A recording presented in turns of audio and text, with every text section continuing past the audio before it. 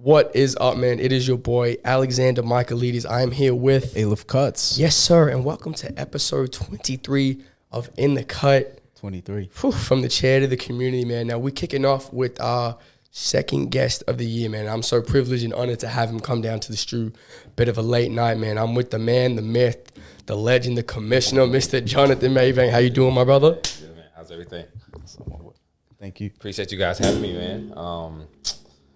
Yeah, I don't know what to How expect. you feeling? I don't know what to expect tonight, but it should be a good one. So For sure, man. Yeah. I think we'll start off, man. Tell the people a little bit about yourself. Don't go too much in depth. We got that old plan, but just let them know who you are, bro.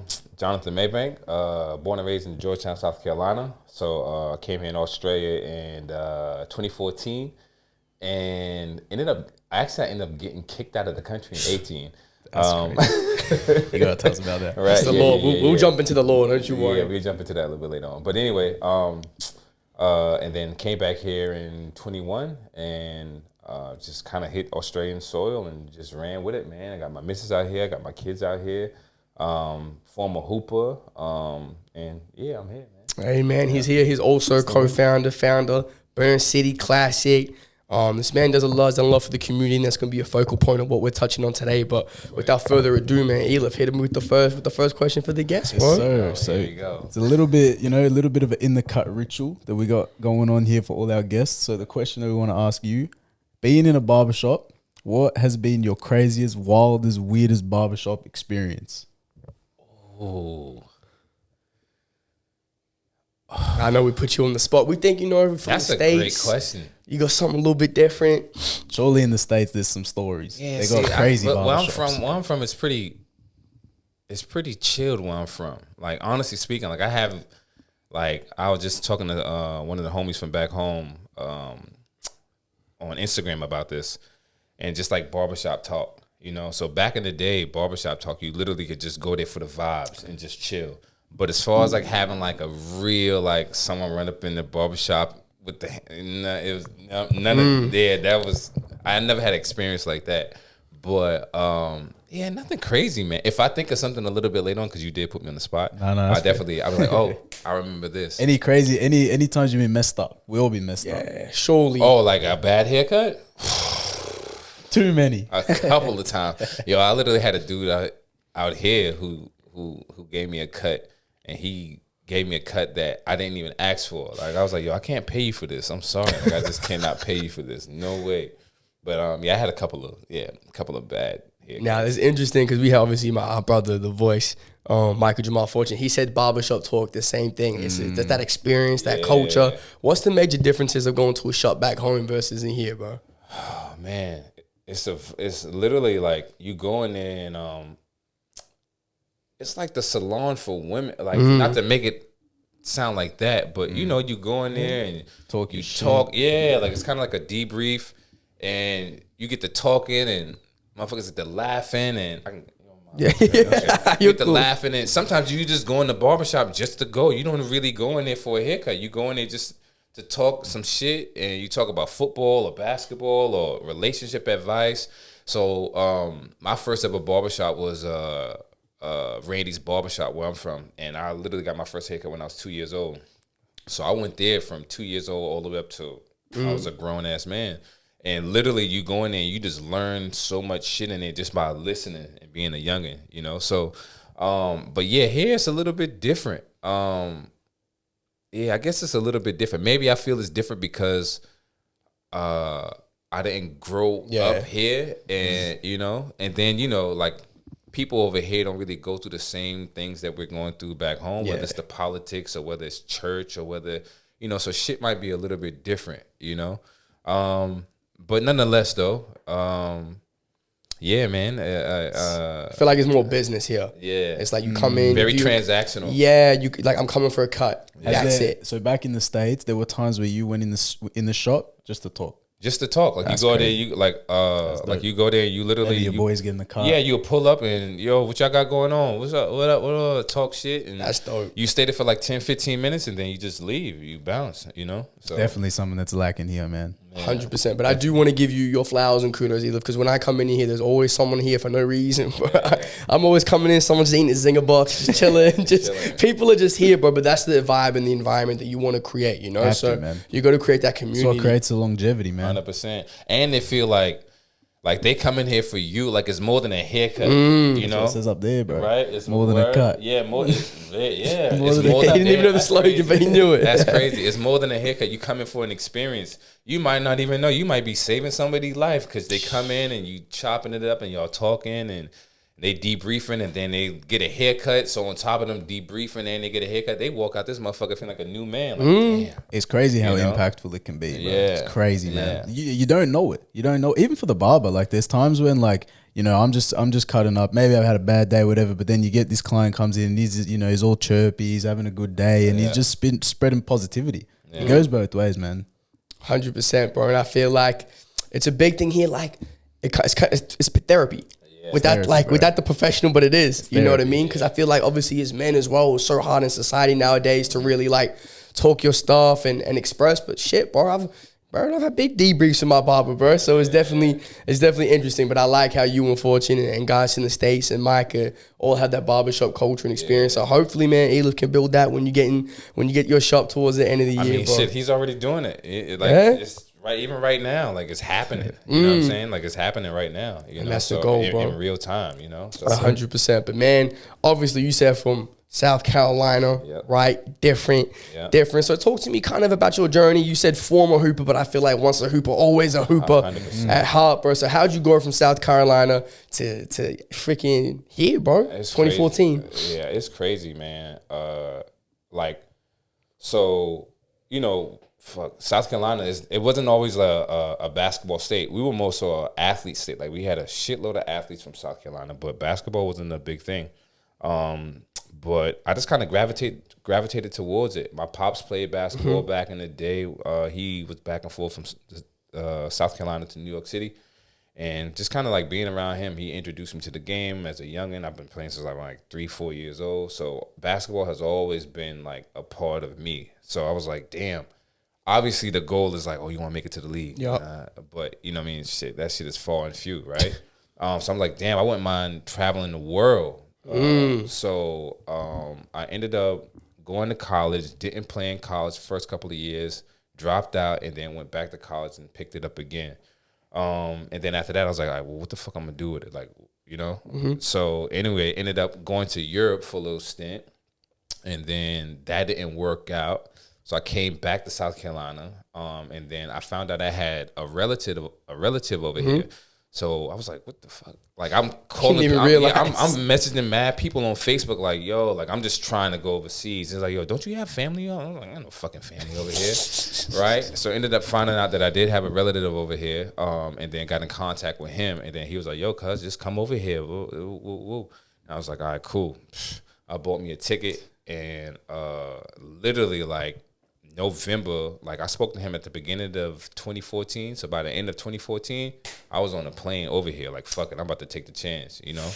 And anyway, so I ended up playing for a small club up here, out here. I played for Craigieburn for a year or so. And then that was like the beginning of my journey, man. So it was wild because literally you like find out you got a relative on the other side of the globe. I'm like, I didn't even know about it. You right? You know what I mean? And then, so it kind of like was one of those things where it's just like God, bro. Like it was literally God. I can't even explain how that shit happened like that. You know what I mean? So what gravitated you to come to Australia out of everywhere? Like obviously the relative was here, but what gravitated that? Like, I think it was just more so like just doing, like being a trailblazer. Like I didn't know anybody. That ever like experienced Australia. You know, so once you travel a little bit, like once I went to Europe, you know, you get that bug. So you're like, fuck, I just want to travel everywhere, you know? And I was like, yo, like Australia. And I was like, yo, let me see what, like, had a little ring to it? Right? I was like, yo, let me see. Like, I don't even know if it can happen. I don't know how it's going to happen. I'm just leaving it to God and the universe, and then spoke that shit into existence. Seriously, bro. I manifested I manifested that shit seriously. Shit's real. Like I literally wrote that shit down and everything. I had a green book that I used to write down all my shit, and I literally wrote that shit down. Follow up question, bro. How was it How's that experience betting on yourself, bro? For a lot of people, it's uncomfortable moving, you know, across the world to a relative you don't know. You could be on some funky shit. Like, you don't know really much about him. And then another question to that, bro. Do you think your experience and how did your experience in Europe prep you for that? Yeah. So, as far as, you know, you gotta bet on yourself, bro. Like you have to. Like you like if you really trying to do something, if you really trying to make some shit happen, you gotta bet on yourself. If not, you can always stay in your comfort zone. You can always stay in your box. And I mean, not saying that you can't accomplish anything, but then you're gonna always have that mantra or that voice in the back of your head, like, damn, what the fuck? Like, what would have happened? What if that little voice? So, you know, my pops always he sends me this song all of the time. It's by Gladys Knight. And it's basically talking about like, yo, go after your dreams. Like, yo, go after them shits. You don't want to like live with that voice in the back of your head 20, 30 years later, like, yo, damn, what if I'd have just, what would have happened, you know? So anyway, for me, it was like, fuck it. Like, I'm gonna go just try it. If all else fails, then I just go back home and just get a regular 9 to 5 and call it a day, you know? So for me, it was just more so, man, like, just take a chance, take a risk, just take the leap of faith and see what happens, and then just go from there. And then obviously you're gonna have to pivot. Shit ain't gonna go. It's not gonna be smooth, right? It's not gonna be smooth at all. But like, you kind of learn as you go, you know, because you don't really know what's gonna happen in front of you. You don't know what's around the corner. And you're like, oh damn, like, what do I do now? So anyway, for me, it was just more so, just seeing what could happen if I actually took the risk. And fuck, man, 10 years later, it's crazy. Like, here I am. Crazy. You know? And then, sorry, what was your second question? And then how do you think your experience in Europe prepped you for what you encountered here in that process? Yeah, so crazy, because when we first went to Europe, like, I didn't have to do none of my paperwork, so no visa work, none of that shit. We had someone that was doing the tours for us. Okay, yeah. Right? So anyway, I didn't know anything about visas. I didn't know anything, because who we was traveling when I went to Europe, like, they handled everything. And then when I finally came to Australia, like, I had to do all of that shit on my own. And when I did it on my own, I literally my flight was from Charleston to New York or LaGuardia or JFK, one of the two. And then I was supposed to get on a connecting flight from New York to Abu Dhabi, but I ended up missing the flight. Right? So when I got there, the person was like, yo, do you have your visa? When I got to the check-in desk, he was like, do you have a visa to get to Australia? You know you need a visa. And I was like, what the fuck? Yeah, I was like, what the fuck is the visa? Guy said no visa, let me. Right? I'm like, what the fuck is it? What are you talking about? And he was like, yo, and I'm panicking. I'm like, oh shit. So anyway, back then, you could just apply right there online. It's like $25. You know, sometimes it just depend on. I guess it just depend on who was the prime minister or whoever. I don't know how it should work. Because sometimes it's like whatever government was in charge. Yeah, it's free. Sometimes it's a fee. So anyway, I think that time was like $25. Paid the $25, and then finally got to like my terminal. Me being a dickhead, like, I got to the terminal but went to the wrong terminal, so I missed my whole flight. Shit, because I'm sitting at the terminal like a dickhead, like, all right, what's going on? Like, where's the plane at? Right, seriously. Like, I'm like, shit, late. You know? Plane's late. Seriously, all right, like a dummy, right, like a total dummy. Anyway, so I went back to the desk. I was like, oh yeah, you missed your flight. I'm like, oh shit. So I had to stay with one of my cousins that live in Harlem. Stayed with her for a little bit. Just kind of like ventured out in the city the next day for a little bit, and then literally caught the next flight to Abu Dhabi. So the trip in Europe didn't do shit for me at the end of the story. The moral of the story, right, shit didn't work. Because I still missed my flight, right? Long story short. So, yeah. What was it like being a solo traveler? Was that an easy ride? Because, like, I've never done it. Yeah. And I know a bunch of people that do, and they're like, oh, it's the best thing ever. But it is. It is, It is. Yeah, for me it is. Because it's like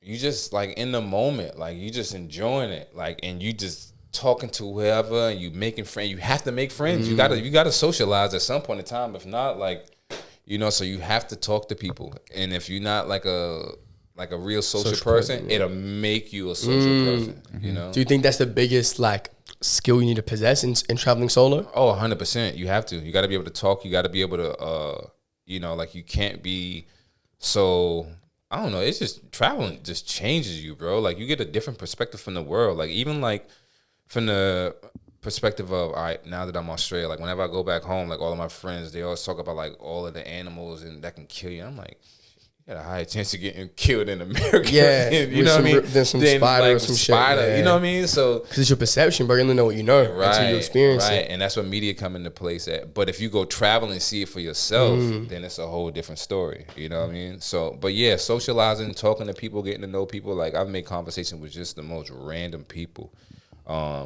You know, because do you think you were always good and you always had the gift of the gab, or that's something you developed over time? Nah, you develop. I mean, I think it was I nurtured it as a young kid. Okay, you know what I mean. Like as a kid, like I've always been pretty outspoken. My dad was he laugh at me hearing me say this shit. I've always been a pretty outspoken kid. So kind of was always like, yo, like I'm gonna do what I want to do, you know. So I've always been outspoken. Always had that kind of like personality about myself. Always had that strong presence about myself. Like I knew what I want. I'm gonna go after them. I don't care what you say. I'm gonna do it or say it. But I mean, yeah, man. Like I said, traveling, bro. It just brings it out of you. It brings it out of you a whole lot more because you have to use it. You have to use it. If sink or swim.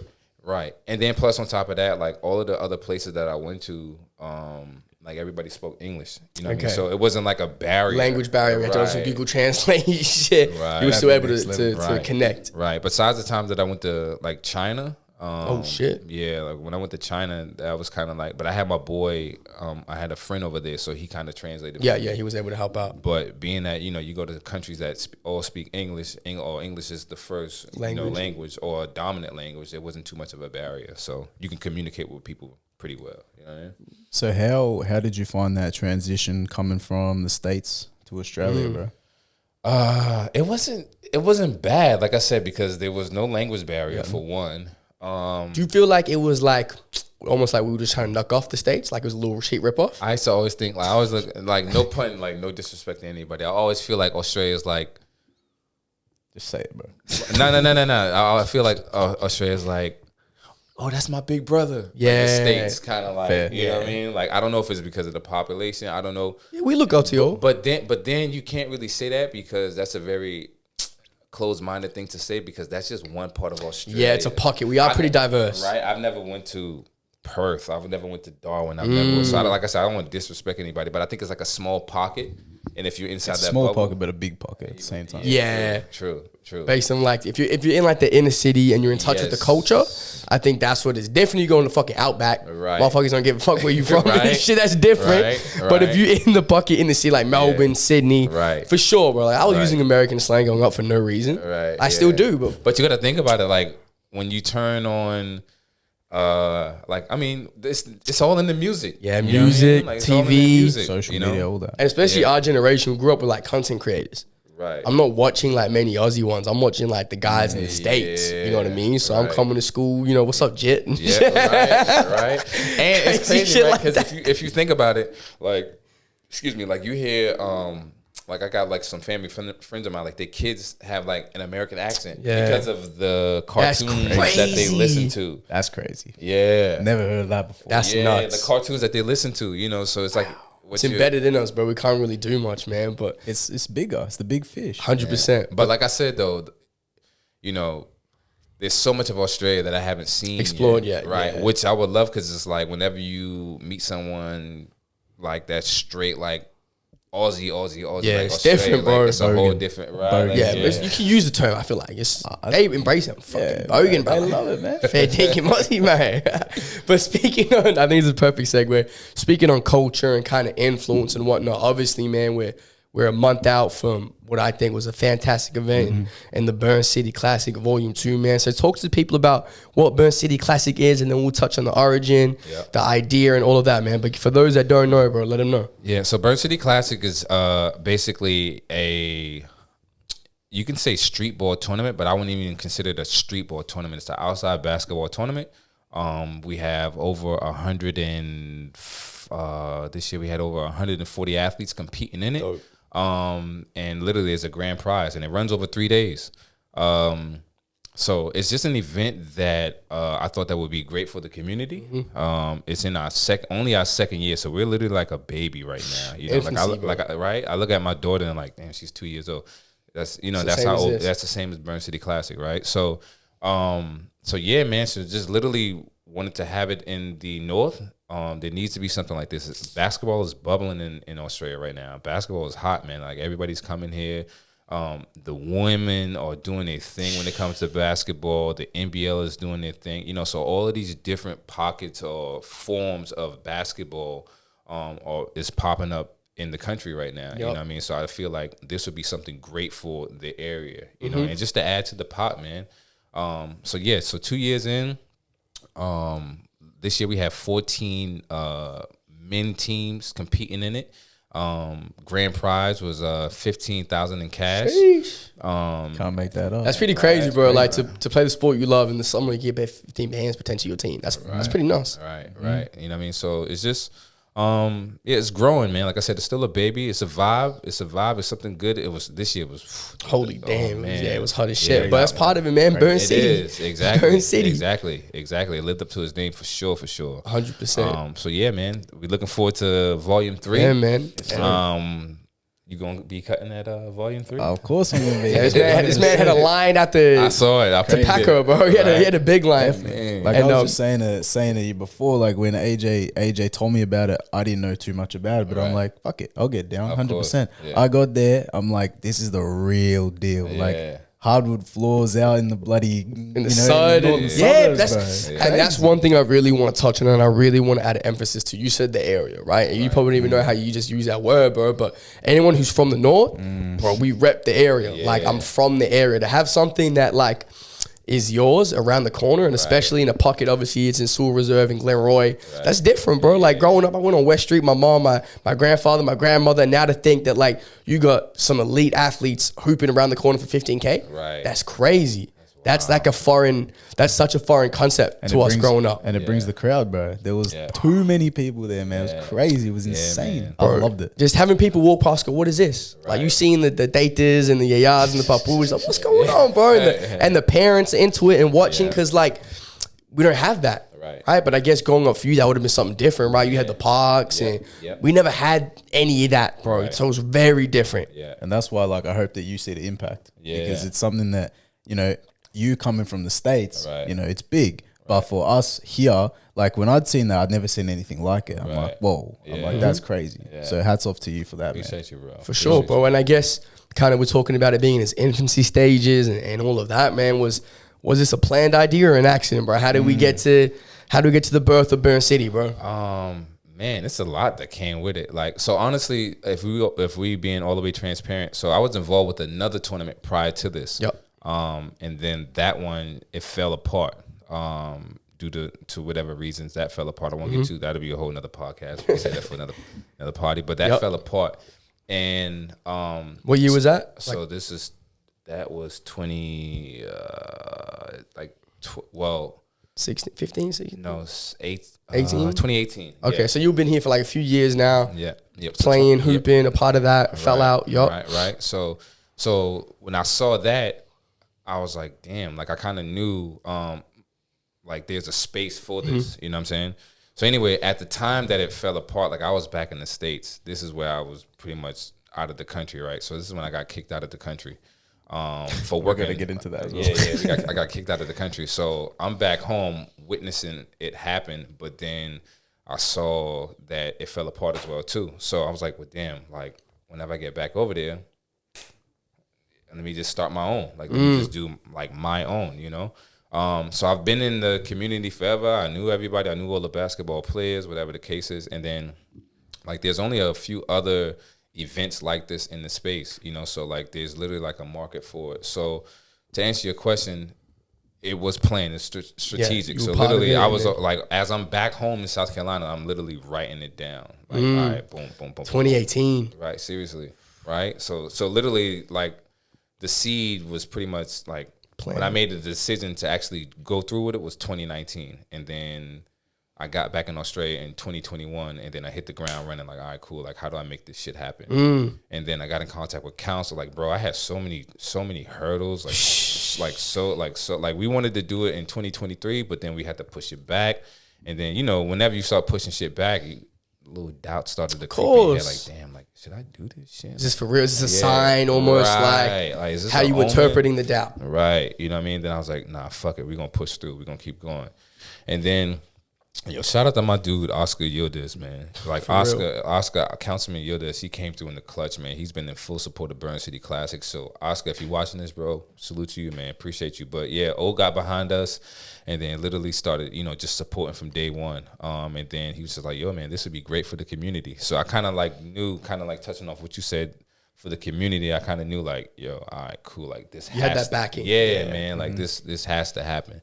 But, yeah, man, it's been a journey. Like I said, like you said, it's only been 2 years, and we're just looking at growing each year and just getting better every single year, man. Every single year, just trying to get a little bit better, whether it's 1% better or 10% better. 100%. And one thing I really want people to take from it, man, and you know, he kind of saw it in his head. 2018, 2019, seeds playing it, but first tournament wasn't until 2024. 2024, yeah. Like people need to realize that.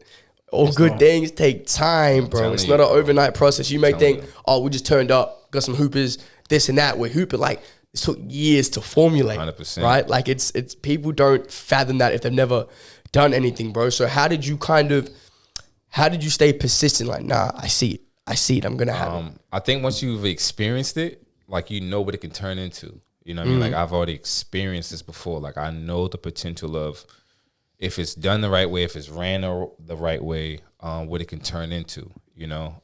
So I guess just kind of, I'm a type of person that I don't look at the short term. I always look at things for what they can be instead of what they are, you know, at the time being, you know? So I don't know, just sticking to it, man. I guess, you know, just being an athlete, sometimes you can put in a lot of work and you get nothing from it, but then, you know, if you don't put in any work at all, like, you damn sure not going to get anything out of it, you know? So just kind of like having that approach to it, like, all right, well, I already made the decision. So it's just like, all right, you done made the contract with yourself. And then you start telling other people as well, too. So you can't go back on your word. Yeah. Like, nah, he bullshit. He said he's going to do it. He ain't followed through with it. You know what I mean? It's too much pride, bro. Right. So you don't want that label. It was like, you don't want that label. And then, like, you know, one thing would happen, and then you would get like another person. Shout out to my guy Luke Wall, yo. So Luke Wall came on board the first year, and then as a sponsor, you know what I mean. And then we had to push it back. So it's like we got sponsors on board, and then we had to call them like, hey, look,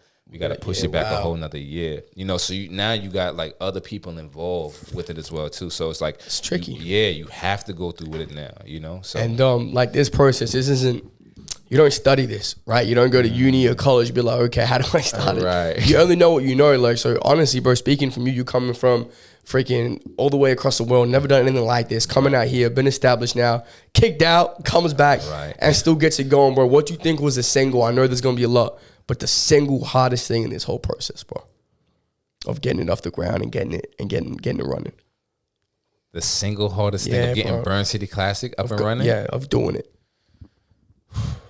I think just getting people to believe in it and seeing the vision, like, because like no one really believes in it until it materializes. You know what I'm saying? Like, so you can talk, like, yo, I'm telling you, this is it. Like, yo, this is what I'm doing. But until it actually like materializes and formulates and turn into something that's tangible, people can actually touch it. Ealef cuts. Oh, okay. Oh, until they can actually feel it and touch it and see it, then it's kind of like, so that's probably like was like the hardest part, because deep down in my heart, I'm like, yo, I'm telling you, you believe it, you feel it. I can see it as clear as day, like as clear as day. Everyone else got to see it, right? You know, so I think getting other people to like actually believe in it, and then you know. I know how it goes. It's just like that takes time. Yeah. You know what I mean? That's just human nature. It takes time for people to actually like see the vision, how you see it, and see what it could potentially be. And still to this day, you know, takes time. Yeah, it's still gonna take time. Yeah, it's still gonna take time. Like Burn City Classic is nowhere near like its peak. Like, you know what I mean? So what I see right now of what it could be in the next 5 to 10 years, other people won't see that. Like, you crazy. Like, it's not gonna. What? How you gonna do that? In Glenroy? What? what? Watch me.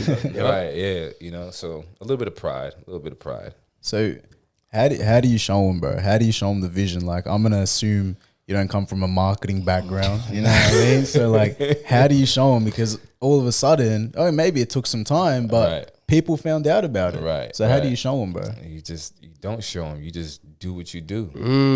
You know what I'm saying? Like, you just do what you do, like, regardless of what. Like, it's not about, like, that's the thing on the journey. It's not, it goes from, it's not even about trying to prove to other people. Like, it's mostly like trying to prove to yourself, and then they're just a byproduct of that. You know what I'm saying? Like, they'll see it. It's just like, oh shit, 100%. right? You know. And one thing I want to add to that, because obviously myself and Mike been involved the last couple years, and what drew us to it, and this is, we talk about this all the time in the party and passion, is conviction. Right. Like, when you talk about it, bro, you have conviction. Yeah. Even though I may not be able to see the same vision you do, it's there in the, like, I can see it. I can see it in the mist, but like, listen, I remember that first day. Like, can't even hold you. Like the first day that I sat down with Mike and AJ, it was just like they left out, and I was like, damn, they on board. Like, I could tell, you know what I mean? So I guess it's how I spoke about it. I was like, yo, they on board. They see the vision like how I see it. Even if it's not just as clear as I see it,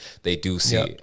And maybe that's because you guys come from basketball background or whatever it may be, you know? I think it hit us from different lights. I think for Mike, it was obviously culture and community, bringing something from back home here. Yeah. And for me, it's like, I'm the area. Like, it's dope. You know what I mean? So like, when you sit at the table and just nod, that's how you know you locked in, bro. Me and Mike were just like, yeah. So you had that conviction, bro, when you got it up and running in year one, bro. If you could describe year one in one word, and then year two in one word for you. Because it's very different from everyone out there seeing the ball go in the net and everything going on compared to the man behind the scenes running around and shit. Right. Year one was more so one word that I can say. It's tough, bro. Yeah, it is. Damn, how you gonna put me on one word? Like, I would say year one is dedication, right? And then I think year two is growth. Yeah. Right? So dedication and growth, like, not to sound cheesy or anything like that, but, you know, fuck, man, like, year two, like, being that we put down wood floors, like, that was just a task within itself. Like, forget everything else. Forget permits and forget, you know, insurance, and forget overseas transactions, you know what I mean? Like, forget all of that. You're just talking about the actual floors in itself. Like, that's a project within itself, you know? So for us to do that in only year two, like, this is just year two for us. That's like huge. That's like, you know what I mean? That's a huge jump as far as growth wise, you know? So yeah, so dedication would be year one, and then year two would be growth. When you stepped away from year one and, you know, the confetti settled and you really sat in it, what was your thought process in your mind to be like, okay, here's a plan for next year. How do we level up? How do we, you know, what was the idea of stem the wood floors? Like, what was your kind of like key thing you wanted to hone in on and improve? It wouldn't, to be honest with you, it wasn't even the, like, I kind of lightly talked about wood floors, kind of like in a jokingly, like, bullshitting way, kind of almost, not really. It's kind of like, yo, that'd be dope. Not saying like, oh, like, I'm going at it, you know. It was just like something light in conversation, and then we kind of like we didn't come across him. Like, I kind of searched for him, to be honest. Right, I did kind of search for, but I didn't think that it would just like come about like the way it did. Yeah, kind of formulated pretty organically. So for me, it was more so year one. It was like, all right, cool. Like, you go back to the drawing board. Like, all right, well, fuck, what could we have done better? And it was just like, all right, well, all of the back end work, obviously, we could have do a little bit better. You know what I mean? Just little detailed things that we could have made. But we understood that it's an ongoing process. You know what I mean? It's going to be one of those things where it's just like, even year 10, you're still going to be like, how the fuck do I make it better? Yeah. You know? So, year two was, the courts weren't even really a thing that I really thought about. And then I was like, fuck, okay, this can actually happen. And then once I kind of got a little whiff of it, I was like, fuck it, let's push. Like, let's try to make this shit happen, you know? So, yeah, man, I feel like that summarizes you well, man. I feel like if you get an idea and you want to make something happen, you're going to do it, bro. Oh, whether it's going overseas, getting kicked out, coming back, But one thing else I want to touch on, and we kind of haven't spoken about too much, you're doing all of this as well with the family. The family, bro. Like I really want to give flowers to Andrew as well, your partner and your partner in crime, because I've known Drea since I was like 14. I'm 22 now, right? 8 years, bro, and now I'm meeting you and it's all family. And it's I think for me, man, there was a point in the weekend where you always sitting there, two gorgeous girls in your arms, your partner, like that's wholesome, bro. Looking at what you built, like that's a portrait, bro. So what was it like juggling 2 kids, family life? You know, what was that process, man? Shout out to my lady, man. Shout out to the first lady. Like, she's a beast, man. Like, seriously, on the day of, it's crazy. On the Sunday, right? So we had issues with the toilets. So she was like doing some stuff with the toilets, right? And then she came back, boom, washed up, boom, boom, boom. And then she had to do something with Gia, had to do something with the kid, you know what I mean? And then someone got hurt, and then she she wearing like 3-4 hats, man. And that's just on the day of. We not even talking about like on the back end, you know what I mean? So shout out to Drea, man. Shout out to my missus, man. She is fucking incredible, to be honest with you, to be able to balance all of this shit and still be able to be, you know, a mother, a wife, like, you know what I mean, a sister, a daughter. Like it's crazy, man. The amount of hats that she had to put on. But nah, man, I didn't really, you know, sometimes I didn't even think about that until afterwards, as far as like, you know, having Nova there and Andrea there and G there. And like, I didn't really think about it until like afterwards, like, damn, wow, like I had everybody out here. Cause you know, it's so much going on, you know what I mean? And then I saw a picture, I was like, damn, like it's really like a fan, you know what I mean? Like a family thing. Bro. But I think the biggest thing for me as well too, like I just kind of want to have them, like, okay, so like I live in Glenroy as well too, right? I live in Hatfield, Glenroy area, whatever you want to call it, right? So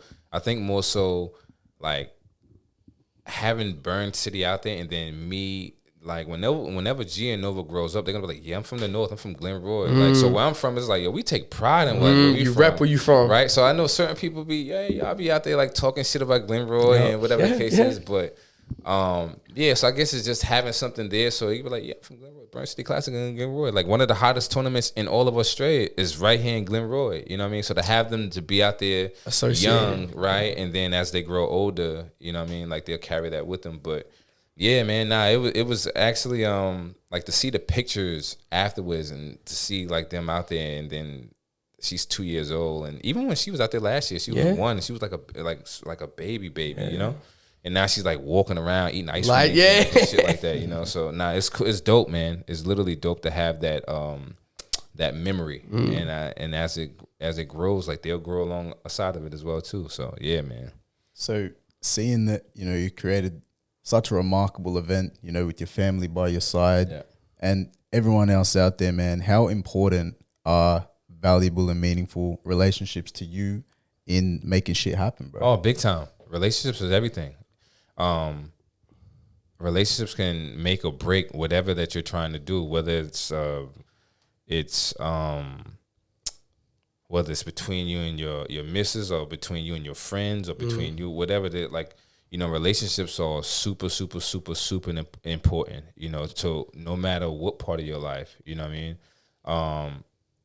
So it's a priority to nurture these relationships. Like since I came here in Australia, like every person that I've met, I try to continue to nurture those relationships, whether I talk to them once every blue moon or every single day or whatever the case is, to the best of my ability. You know what I mean? So yeah, taking care of your relationships amongst your group of people, your friends, or whoever it may be, is super important, bro. I think you just answered my next question, but I'll ask it anyway. What do you think is the most important thing in nurturing those relationships? Do you think it's time? Do you think it's effort? What do you think it is? Because so many of us get caught up in everyday life and everything we got on, and you know, a little bit selfish, and then we look around, we're like, shit, I haven't really watered the plant of my relationship or my friendship. So what do you think? It's time. 100% time. Because time is the very most valuable form of currency. Because it's like, shit, once it's gone, there's no getting back. You can make $1 back. You can make 100. If you got 100 bands, right? You can make 100, and you lose it today, you can get it back in the next, you know, couple of years, whatever the case is. But as far as like time, once that shit is gone, it's gone. Right? You know what I mean? So let's just say if I wasn't here to see my daughters for a year, 2 years, like I miss out on all of that time. That's a huge part of like nurturing the process, you know what I mean? Or nurturing that bond between me and them, you know what I'm saying? So yeah, so whether it's on the phone, whether it's in person, just constantly communicating with whoever it may be, you know what I mean, to nurture that thing. Because if you don't, doubt starts to seep in, and all kind of other weird shit starts to seep in, which can tarnish the relationships and shit like that. So, just keeping a clear line of communication, and just nurturing the best you can, man. So seeing that time is super valuable, and we can see that being a family man, doing everything you got going on the side, everything like that. How do you find the time, bro? How do you balance the time? You don't. There's no fucking balance. Balance. You just fucking do it. Whenever you get an opportunity to, you're just like, all right, cool. You make time for this. You know what I mean? Because right now, we all young, and we all, we kind of grinding it out and trying to figure this whole shit out. You know what I mean? So it's like, they always like, oh yeah, you gotta have balance. There's no fucking balance. There is no balance. I mean, there's some type of balance. You know what I mean? But for the most part, it's just like, all right, well, I'll plan out my week, and then Andrea will tell you this, I'll plan out my week, or she'll plan my week, or whatever the case is. Then that shit does not go as planned. That whole shit is up in flames, is out the window. So you're just trying to all right, well, I gotta make time for this. I gotta do this. All right, move this here, change this. Adapt. Yeah, you have to. You gotta be able to pivot. So I think that's the most important thing as well too, right? You gotta shit ain't gonna go, as smooth as you want it to go. So you gotta learn, all right, well, fuck, what do I do now? You gotta learn how to pivot. All right, well, we can't do this. All right, well, pivot this way. We gotta do that. Until that get right, we gotta do this. We gotta focus on this. So it's always about adapting to, I guess, just your day, your time, whatever it may be, just being able to adapt. You know what I mean? Kind of not wing it, but do shit on the fly. Yeah, do shit have on to, the bro. fly. Things have to sacrifice and give for you to put that above the other, but you just gotta be conscious of it. And talking of time and talking of pivoting, what's the pivot and what's the focal point for Burn City Volume 3? We're 11 months away, counting down. Counting down the fucking days. Man, I think I can't say this enough. I just think it's about just making it a better tournament, people, being that, we ran how we ran, people try to compare us to other people, other tournaments, shit like that. I'm like, you can't really compare us, because like I said, of all the tournaments that's going on right now that's in the space, we're the youngest pretty much. Like I said, it's 2 years old. So you can't really compare it to anything else, but we just want to run, we want to do better than what we did last year. You know what I mean? Literally kind of competing with ourselves. So whatever capacity that may be, whether it's, running the back end a little bit smoother, having the activations as far as the VIP area a little bit better,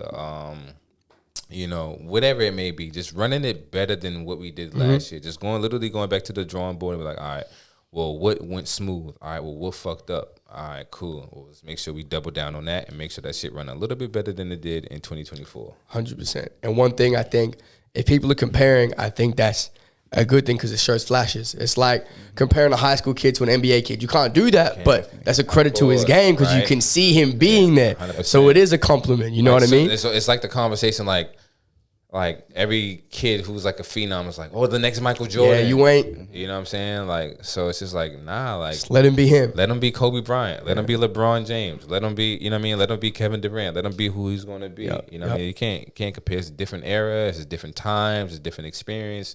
It's different, So, but it's good to be in those conversations, though. For sure. You know what I'm saying? So early in as well.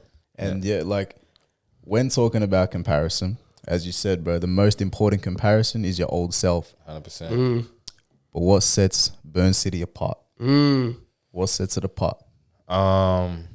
Well, if we're talking about tangibles, we're the only. Doesn't even have to be tangible. Okay. Anything. It can be. Anything. You can't. Whatever you want. Okay. Give me two things. I know the hardwood floors. That's next level. Right. So we because we're the only tournament to have FIBA approved hardwood floors. That's crazy. Hats off to you, bro. Only in all of Australia. So that's one thing that's going to be just a little thing. POD, a point of difference, right?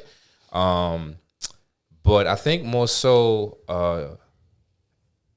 where it's at, it's literally in the heart of Glen Roy, right? And I kind of zoomed out of a map one day, and I'm just looking at the area, all of the houses that's in the area. I'm like, damn, like how many families, like how many kids, and then like being that I live in Glenroy, like I see it all of the time. Like you see just families walking, kids walking, like, you know what I mean, just small families. So I just think us being in the heart of Glenroy and then having the demographic that we have in that area, like sets us apart from, you know, just a lot of, you know, different tournaments in the space. 100%. And I think you can nail that down even similar to birds like community and culture. 100%.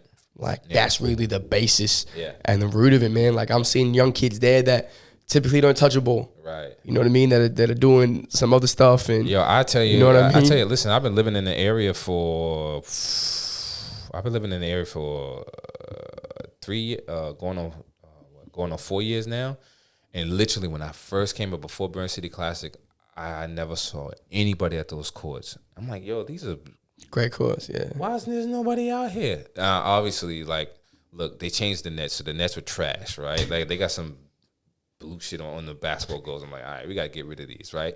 But even then, it's like, yo, I literally used to see nobody out there, and then now it's like whenever I walk through there, it's like you see a dad and his kid playing ball, or you see a dad and his daughter.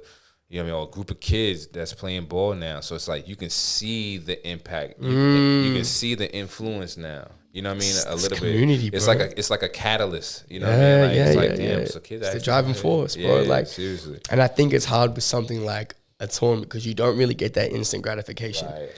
It's really hard to summarize the value and the intrinsic value that it's had. Like, okay, obviously your team won some money, but it's deeper than that. And it's so hard to really encapsulate that or see behind the scenes. So another question I kind of had before when you're talking about improving and getting better, how do you balance being critical but also giving yourself credit?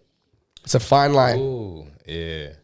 I've been having a lot of, I guess, not problems, but that's been like after this one, it's kind of like, damn, like, all right, I can do this so much better, right? But then it's like, well, you did a great job, but it's like, nah, I need to do this and I have to do that, you know? So I think it's just being in the moment and enjoying it. And seeing it, what it does to other people, you know what I mean? Like, whenever people come out there, are they having a great time or they enjoying it, you know what I mean? Like, other kids, like I'm walking around West Street and I'm seeing kids wear Burn City Classic t-shirts and shit like that. So, you know, so it's kind of like one of those things where it's just like, you have to pat yourself on the back, because if you don't, then it's kind of like you're almost tarnishing it, bro. You're not really allowing it to enjoy what it really is. Like, 100%. Obviously, logistically and those things can always be better. That's life. Like, you're doing it, but for what? Yeah, 100%. But when you're able to give yourself that pat on the back and see for what it is, man, obviously, side note, man, this guy got sick and shit throughout it. Man's died from heat stroke. John's missing. People are missing. But when he was there, like, you were able to watch.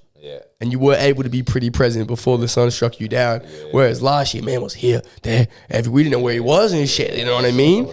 Different. So even just to have that and to have your daughter sitting there running around with an ice cream is like, that's blessed, bro. That's really what it is. Like, if you really strip the lays back and look at it, bro, 7-8 guys won $15,000 and you and your family were able to enjoy something you built. Like, at the end of the day, bro, that's what you're going to take with you. Right? But obviously we're chasing greatness and chasing more, but the foundation and the root of it, bro, that's just beautiful. Seriously. And like I said, like, I didn't really think about that until like afterwards. Like, damn, like it's happened 2 years now, you know? So it's like, you gotta, like you said, you gotta take a step back. Sometimes, like, if you zoom in, it's like you're missing it, right? It's like the charts, right? If you do into like stocks and trading and crypto and all this stuff, like, if you zoom in, you're like, damn, we're in the red, we're down 5% today, 10%. But if you zoom out, like, you're really up like 1,000%. That shit's been up for years, you know what I mean? Because it's over time, man. If you have that growth and that design, that hunger, it's always going to trend upwards. Obviously, you're going to have those little down days or down patches, but bro, it's all about the bigger picture. And I think kudos to you, bro, for having this idea in 2019. The seed's been planted, and now 2025, we're talking about volume 3. That's kind of crazy. Volume 3, and then we're going to be volume 10, volume 20, bro. 100%. It's an investment, bro. So tell me, what does it look like? What is the future looking like for Burn City Classic, Man, bro? you know, Andrew was like, yo, you know they're going to ask you what is Burn City. She said this shit. I swear she did. She was like, I was like, what the fuck? This is media prep? She was like, she literally said this like 2 hours ago. She was like, yo, they're going to ask you what it looks like. That's too funny. That's crazy. What does Burn City Classic look like, Volume 10? Look, man, for me, I think the vision is to be, if not the best, definitely one of the best tournaments in all of Australia, but the best tournament in Australia. But, I mean,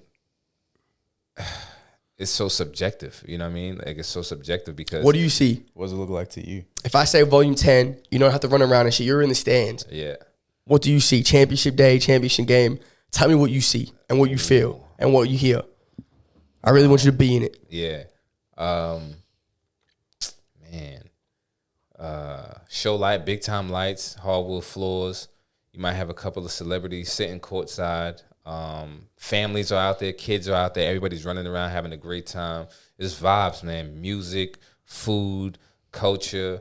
You might go to the second court and you might have, I don't know, you might have the prime minister down or something. Barack Obama might be down for some strange reason. He's just here, right? Barack, was there any basketball going on? Yeah, okay, yeah, let me pop up Burn City Class. You know what I mean? I don't know. That shit into existence, right? Bro. Like, so, nah, man, but just in the grand scheme of things, I think it's just, honestly, just running something really, really, really good for the community, and then having something that people have never really experienced before, or they don't experience too many times. That, you know what I mean? Like, you don't experience this type of thing like every weekend or maybe even every term. Like, this is kind of like maybe once a year type of thing. Like, damn, wow, this is crazy. I've never been to anything like this in my life. They got people from Europe coming here to play in this tournament. They got people from China coming here. They got people from America. Like, even like my neighbor, for year number one, my guy Goran, my neighbor, he was like, damn, like, I never been around so many Americans in my life. You know what I mean? Because, like, you know what I mean? Like, people have been living in this area for 20, 30, 40, 50 years. You know what I mean? They never been to the States. You know what I mean? So for you, like, I think Goran was talking to my boy from Cali. I'm having a brain fart right now. Anyway, so he's like, damn, yo, like, I spoke to a guy from California, and I spoke to another guy from New York City, and then another guy said he was like from Texas or something like that. You know what I mean? So just giving something like people never really experience too many times. You know what I mean? And they might only come to Burn City Classic one year, but they'll always remember that shit. It's memorable. You know? Yeah. Now, Ealef, obviously you were there giving cuts and had a line out to freaking Pasco Vale, bro, and being more of like a fan and someone watching. What do you see? What do you think? Bro, I mean, not only that, but even like I can feel the energy coming from you, bro, describing what it's gonna look like in Volume 10 and Volume 20. Right. But even from now, just from Volume 2, you know, which sounds like it's the baby, and I know you're calling it the baby, but it was big, bro. Like as I said before, when AJ told me about it, I just said, fuck it, I'll come down, you know, do some cuts. I can't lie, I didn't expect to do that many cuts, and then I got there, I was like, oh shit! But it was heaps. If you knew it was gonna be like that, would you have still? 100%, bro. That's why I'm in there next year, bro. That's why, because I know it's gonna be bigger next year. Yeah. But nah. On a real note, I have to put a cap on it, bro. Yeah, like, bro, we're gonna have to have like first 10 sessions. First 5 in, some shit. Yeah. But nah, the community was awesome, man. Like I had my girlfriend there, my brother was there, a few other people came down, and they were supporting me. But even everyone around there, you know, AJ's circle, everyone was there. There was the food trucks, there was the basketball, the energy, AJ and Mike on the mics. Everything was awesome. I think, and the weather held up as well. It was a bit up there, but it was that shit was a bit up. She was like 39 for sure, bro. God. But at least whenever the sun went down, it was a whole lot. It was nice at nighttime, bro. For it sure, was crazy, man. Bro. But I can't wait to see what the next volumes look like, man. I think for me as well, bro. Just like being a part of it, the last couple years, man. For me, like Volume 10, like, bro, I see that shit packed out. I see like the streets is like my people there, like almost gonna shut the street down.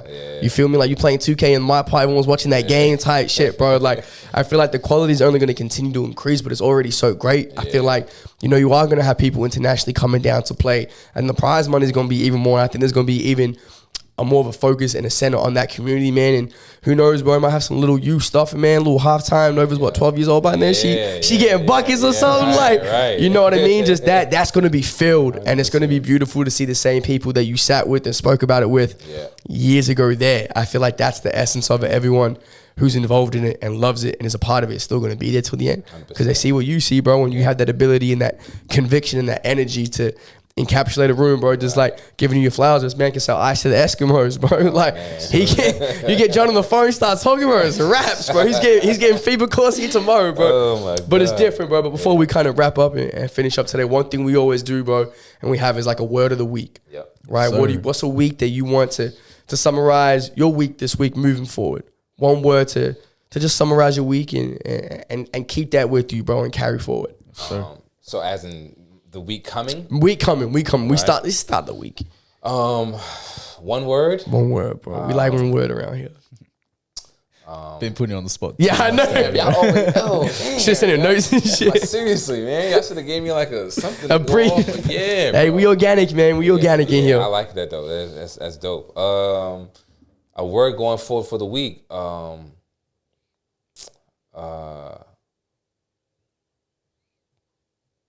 Push. Push. That's it. That's all I can say. Self-explanatory. Push. You know what I mean? Like, that's it. Just push. Whatever it may be, right? Whatever it may be, whether you got an assignment due, whether you got whatever it may be, like, yo, just push. Just keep pushing forward. Keep 100%. moving forward. You might feel down, like, fuck, man. Like, I can't. Nah, bro, push. Because you never know what's like behind that door that you about to push on. You know what I mean? So, just push, man. I like it. What's understood doesn't need to be explained. I like it. Talks to me, Ealef. Word of the week. See, I can resonate with that. I can resonate with push. I think structure. Structure.